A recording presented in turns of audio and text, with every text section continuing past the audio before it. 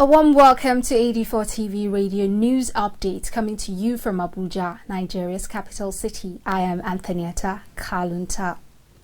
3 suspects who have been supplying weapons to bandits in northwestern Nigeria have been arrested by soldiers in Sokoto State in northwest Nigeria. Defense Headquarters spokesman Major General John Enenche said the suspects, who according to him are Nigerians, were caught with various weapons and ammunition kept in their vehicle.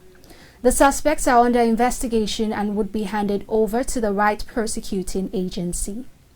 In the realm of civil development, the Executive Secretary of the Nigerian Prize for Leadership, Dr. Ike Neliaku, led a team from his organization on a courtesy visit to 84 TV Radio on Friday at the broadcaster's Abuja office.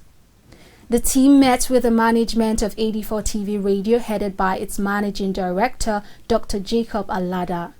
The Executive Secretary presented a souvenir to symbolize the new relationship between the two organizations and invited 84 TV Radio to an upcoming event on leadership by his group.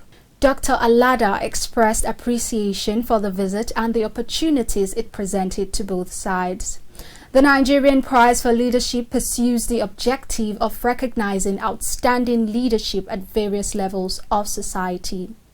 And in crime fighting, the police have arrested engineer Adewumi Lawal, who fled after raping his neighbor's daughter in Itele Odo Ota local government area of Ogun State in Nigeria's southwest.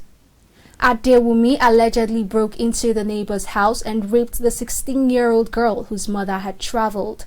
The Ogun State Police spokesperson Abimbola Adeyemi said the case has been transferred to the State Criminal Investigation and Intelligence Department for further investigation.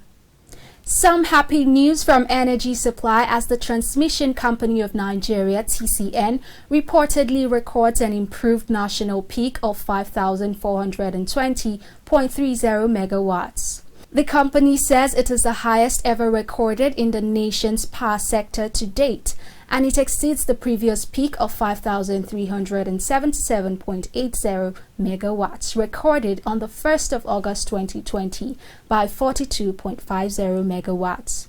The attainment, according to the TCN, was effectively transmitted through the national grid. We take a break now, and when we return, police arrest fake doctor for treating COVID-19 patients. Stay with us, details coming up shortly. Don't give us any excuses. If I can do it, if I can put on a mask, and I can put on a mask, so can you. so can you. so can you. So can you. Welcome back. You're watching 84 TV Radio News Update. On health matters now, the outbreak of the coronavirus pandemic, which led to a lockdown in most parts of the country, resulted in an increase in reports of sexual and gender-based violence. In response to the rising number of such cases, thousands of Nigerians marched in major cities and also engaged in social media awareness campaigns, all targeted at getting justice for victims. The effort also sought to enlighten others on the need to eradicate sexual and gender-based violence. Speaking to 84 TV Radio crew, a human rights activist expatiated on the connection between the pandemic and gender-based violence.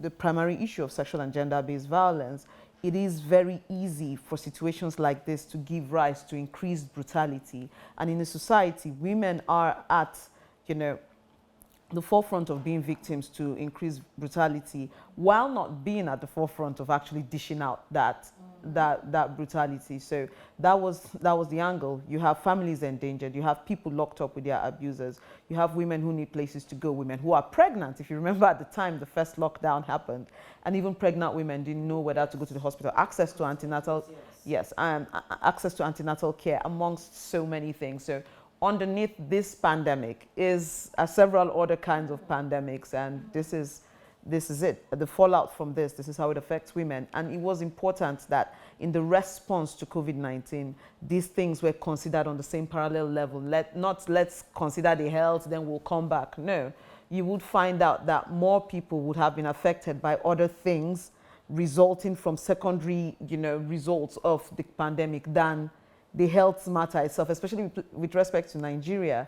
You would find more domestic violence cases, more people displaced, more crime, all of that, than maybe people may have lost from COVID-19. Still on health, the World Health Organization wants the organization of healthcare systems in a way that provides a specific healthcare package to all members of a defined population through provision of financial risk protection in the course of accessing basic healthcare services.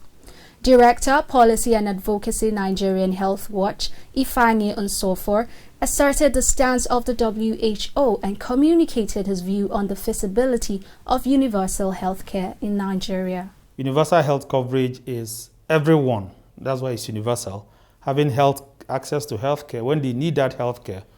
One, without having to pay when they need it, or even if they pay when they need it without running into financial difficulties as a result of paying for the health care.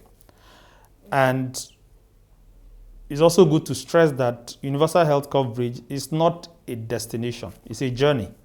Okay. And that's why, at every point in time, it's just to make sure that as many people as the policy environment in the country can, and obviously the access to financing can allow, should have access, to healthcare. It was a sad case of tragedy meeting good intentions as a Nasarawa State University final year student died on Monday, 17th of August, after being electrocuted while trying to save a trader, who himself was in the pangs of electrocution at GSM Market in Kefi, Nasarawa State in north-central Nigeria. Junaidu Shuaibu, a phone repairer, was reportedly in the process of electrocution by a high-tension wire when Zaidu Haruna tried to save him and got electrocuted as well. Zaidu has been buried according to Islamic rites.